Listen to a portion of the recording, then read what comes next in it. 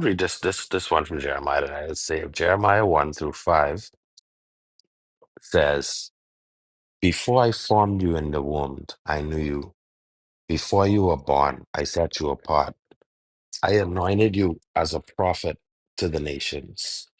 And I've heard this verse a couple times, as I'm pretty sure that we all have, and I am just truly grateful for God's grace and mercy. I'm grateful for um my wife, my children, my newborn.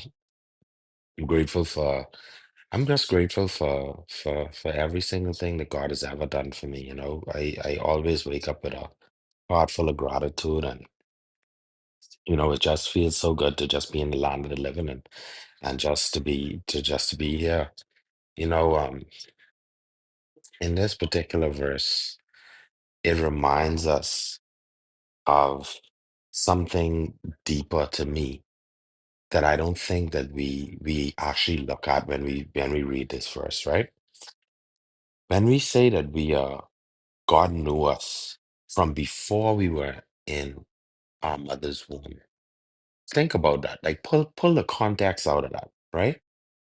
That tells us already that we had a purpose. Like it is so important. It is our life's work to learn and understand our purpose. Us aligning our relationship with God is the first step to us understanding what our purpose is, because then He has the opportunity to lead us in a direction from which He created us for. You see? See, God gave us free will, and with free will, He can tell us what to do. He has to give us the choice. That was a gift from Him that gave us the opportunity to have free will, that we could choose to go left or we could choose to go right. But in this particular verse, it tells us that we actually had a purpose from when He made us from in our mother's womb, you know? And when it's so, birth is just magical. I mean, I always would ask my wife, I would ask Brittany, boy, the whole pregnancy just gone now. I was asking her, like, like, what it feel like? Like, well, what does it feel like? Like you have something in your stomach.